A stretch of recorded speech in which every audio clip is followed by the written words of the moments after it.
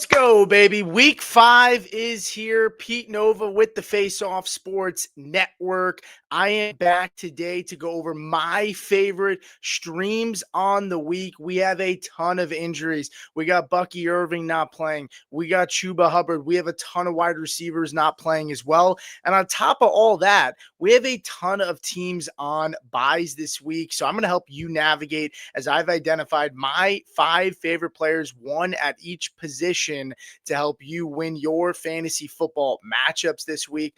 Let's go with the hot name right now, and it's Rico Dowdle of the Carolina Panthers, still only 44% rostered on Sleeper at the moment. And Rico Dowdle takes on the Miami Dolphins. And this is an interesting situation, right?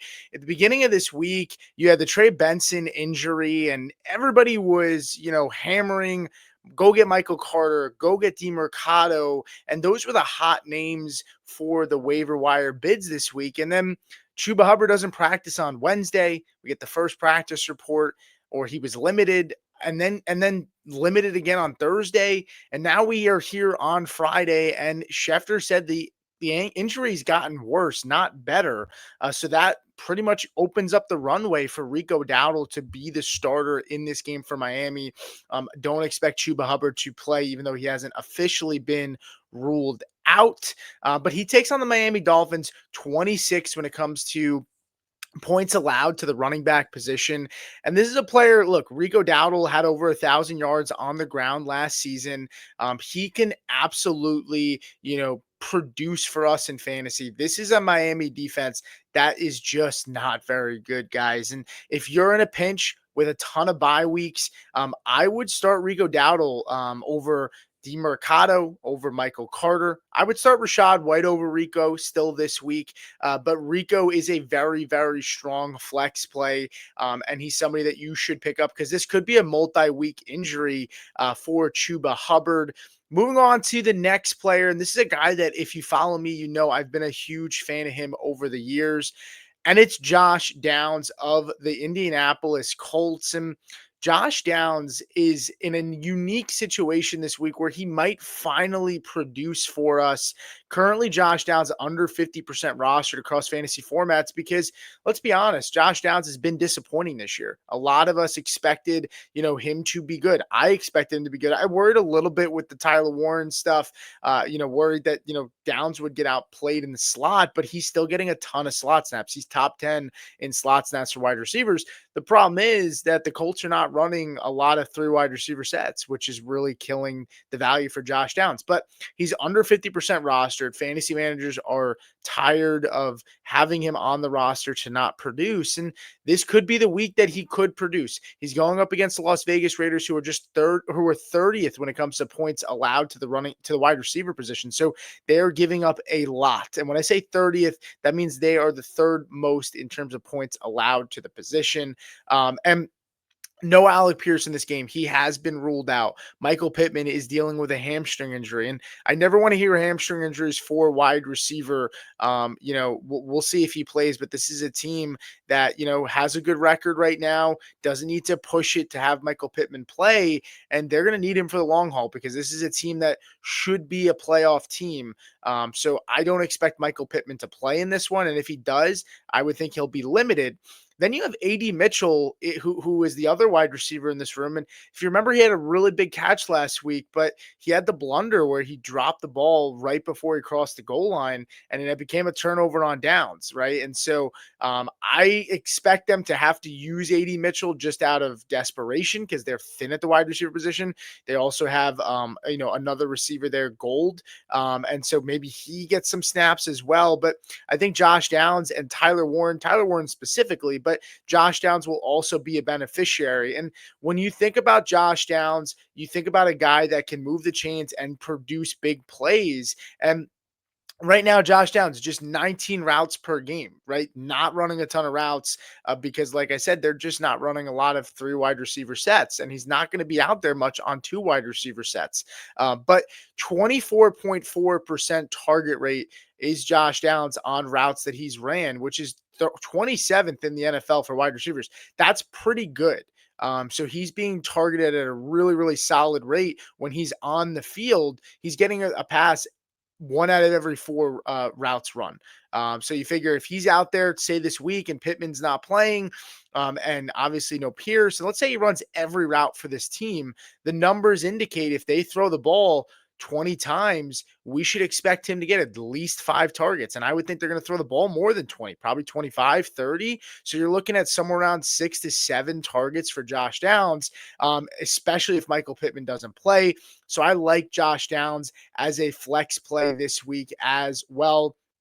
Now, a little bit of a deeper play at the tight end position, Mason Taylor. And first of all, I do got to say, Mason Taylor looks like a child in a man's body.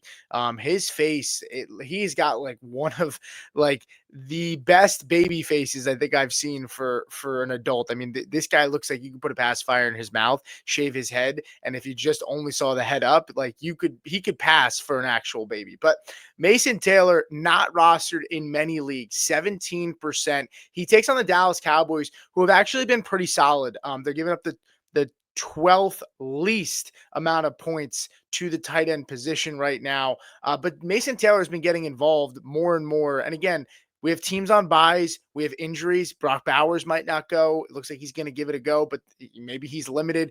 We have buys and we have injuries. And we also have a lot of tight ends that are not producing right now, especially the guys that were drafted at the high end of the draft. And Mason Taylor's been getting involved more and more every single week. 100% of the routes run for tight ends in week 4 for this Jets team. He ran every single route against the Miami Dolphins, 81% of the snaps in week 4. And he's been getting better and better and more involved in an offense that is severely lacking pass catchers outside of Garrett Wilson and Breece Hall.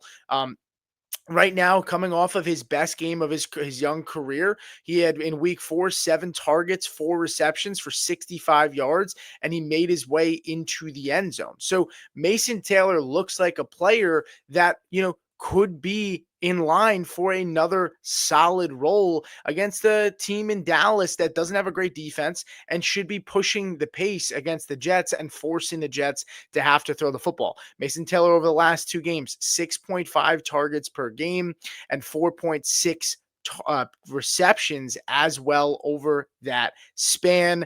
Let's move over to defense. And if you are familiar with my defensive streamers, right, I talked about the Cleveland Browns. I'm not going to give a 25% owned or less because quite honestly, since that video, a lot of teams that were streamers, are more than 25% owned, just like the Browns, who are 42% owned now, but were not. They were less than 10% when the week started. But right now, 42% owned versus the Vikings. Vikings right now are giving up the 5th most points allowed to the to opposing defenses in fantasy. 4th lowest team total on the week for the Vikings. It's an international game. Sometimes those are strange. Offenses do look sloppy, but this is also a Vikings team right now that is missing a ton of guys on their offensive line. They're missing 3 starters. Now, Darashaw is back, who's their best starter, but he's still working back from an injury. They're missing 3 starters. Myles Garrett, I think, could wreak havoc. And I wanted to put this picture of Myles Garrett because, why not, right? The dude is ripped. It emphasizes why this guy is going to probably wreck this game and cause a lot of issues for Carson Wentz. And Carson Wentz, 6 sacks, 3 interceptions last week against a really, really bad Steelers defense. 9 sacks through 2 games. And Browns right now 6 when it comes to quarterback pressure percentage. And their defense has been really good. 9th in EPA this year, 3rd best when it comes to rush EPA. They're also allowing the lowest rushing yards per game by a lot, 70 yards per game, and 4th lowest pass yards per game as well. I really, really like the Cleveland Browns defense this week. If you haven't already checked out my defensive video and also my full rankings, they are out on the Face Off Sports Network YouTube channel. You can find them there. And then there's also some updated rankings in the community post as well. And then the last player we're going to talk about is at the quarterback position because, look, nobody wants to talk about streaming quarterbacks. It's not sexy. It's not fun, but still going to put it out there because I'm kind of surprised. Sam Darnold is just 36% rostered across fantasy formats right now in Sleeper. And he's taking on Tampa Bay Buccaneers right now, who have been pretty kind to opposing quarterbacks in fantasy. Sam Darnold, look, he's only quarterback 22 on the season, but he's also been weighed down from a week one where he didn't even score more than 5 fantasy points. And that was a tough week that weighed him down. But he's had 3 straight games with 16 or more fantasy points.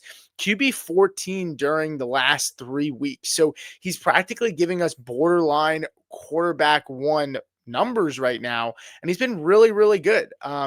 Eighth in terms of big time throws, of 6 this year per quarterbacks, third in average depth of target. So he is stretching the field right now and providing big plays. And I think he's a really solid start at home versus a Tampa Bay Buccaneers secondary that is not very good. They have a good defensive front, but the secondary is where the weak spot is for them. And I think Darnold is a good stream this week. And I would be targeting him, especially if you're dealing with some buys or some injuries, especially Lamar Jackson owners. I'm looking at you. But that's going to do it for me, guys. Thank you so much. Make sure you like and subscribe. Also, we will be live on our Sunday sit show, not start sit.